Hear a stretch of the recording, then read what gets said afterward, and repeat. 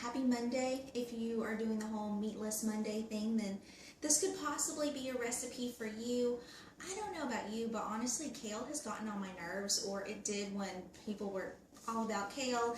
Anything usually that's very trendy tends to get on my nerves, but it turns out kale is actually really delicious, and of course, as a dietitian, I have to recognize the fact that it's pretty healthy. But I just wanted to do a really quick video today just to show you guys one of my favorite kale salads that I've been doing lately this summer. If I have attended any of your potlucks, you've probably seen me bring this kale salad. There's a couple other recipes that tend to go into my potluck rotation, but just want to show you guys, this is my kale right here. It's about 8 ounces. If you buy a bag of kale at the grocery store, it's going to come into about a 16-ounce bag, so you can use half of that. You may be picking up kale from the farmer's market, even better. You can wash that thoroughly, chop some up, put it in a large bowl. So we've got our kale here. We've also got some dried cranberries that are going to be going in this recipe, as well as some toasted pecans. This is about a half cup. The cranberries is about a half cup as well.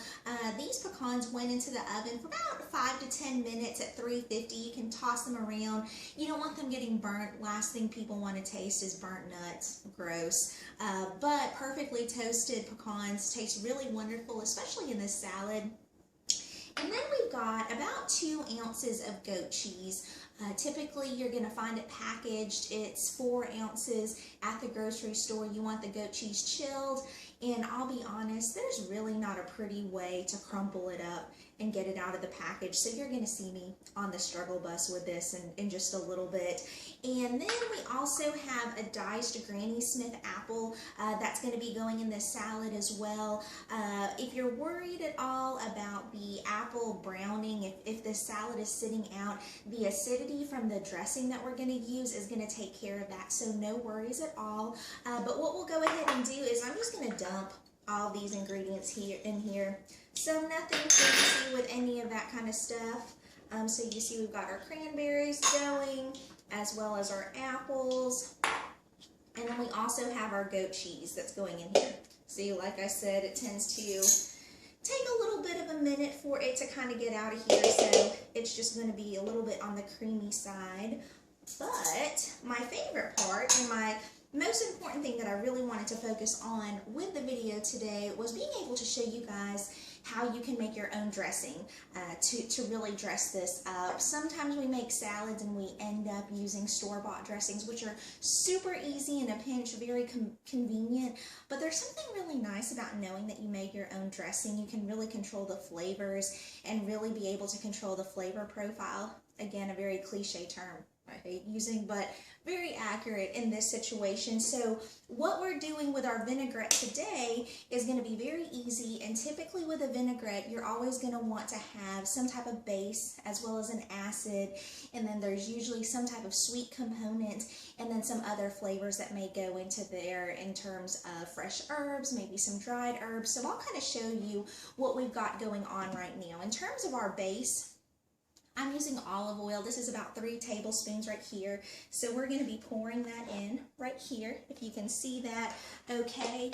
And then in terms of our acid, we actually have 2 components for our acid. We have about 1.5 tablespoons of apple cider vinegar. You could use a white wine vinegar if you wanted to. There's also some other flavored vinegars at your typical grocery stores, like a tarragon vinegar could be very delicious as well. But in this situation, I'm using apple cider vinegar, so we're doing that. So we get an acid component right here, and then we'll also get an acid component from some Dijon mustard. We're not going to use too much of it, about a tablespoon, so I'm just going to kind of eyeball this right here. Oh, what a pretty noise on camera, huh? So we're just going to stick that right there. That's probably going to topple over, but we'll do that. And then we're also going to have our sweet component that's going to be going in as well. And that's going to be about 1.5 teaspoons of honey. Again, you may want something a little bit sweeter. Sometimes in other vinaigrette recipes, it might be a fruit base that ends up being the sweet component, like some pureed strawberries if you're doing a strawberry vinaigrette. So there's a lot of different things that you can do. With this particular recipe, like I said, we're going to do about 1.5 teaspoons of honey. I'm just using this to kind of eyeball it right here.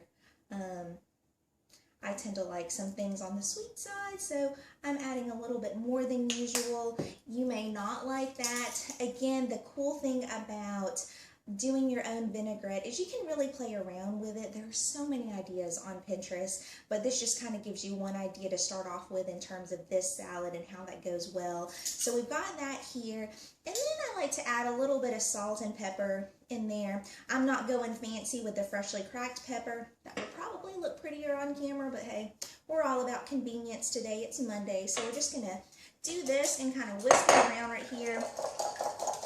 You may have a fancy jar or anything else where you're making your own vinaigrette. You know, you could certainly put this in a mason jar and shake it up. So we're taking a look at this right here. So what I'm going to do before I pour this in is I'm going to go ahead and toss all of our awesome components right in here with our salad all together. So you can see we've got the apples, we've got the cranberries, we've got the pecans. You just want to go ahead and mix this up before you put in the dressing so that when you pour the dressing over and mix it again, everything is really well coated.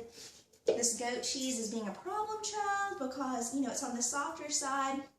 If you wanted to change up the flavor of this salad a little bit, you could do a saltier cheese like a feta cheese or a blue cheese if you want that tartness that comes off of a blue cheese.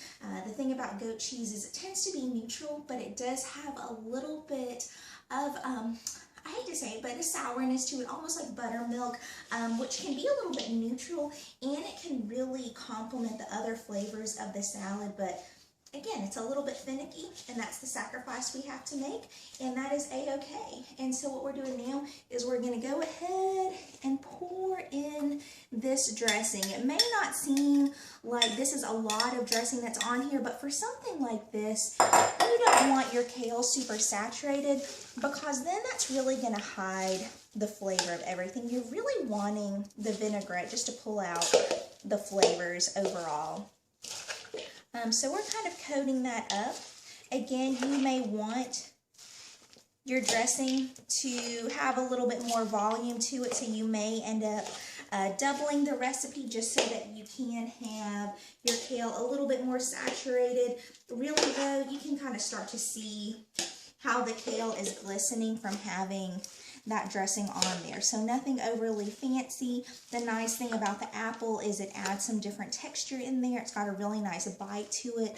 The sweetness really pulls out with the vinaigrette. The vinaigrette pulls out the positive earthiness from the kale. And this could be a perfect option for a meatless Monday. If you were really trying to add some additional protein in here, sure, we've got some scant amount of protein from the goat cheese and the pecans, but I also had some cooked quinoa that I made a little bit earlier on today. The quinoa is going to be nice because it's a pretty neutral flavored grain type protein that that is often used in a lot of salads. If you look on Pinterest, you're going to see a lot of quinoa and kale salads going on, and that's going to add some additional protein, another nice mouthfeel in there too. So I know what we're having for dinner tonight. Hopefully you'll try this as well. And if you have any kind of suggestions for recipes you'd like me to demo, just let me know. My contact information is at the bottom of the page, but thank you guys for joining in. I appreciate it.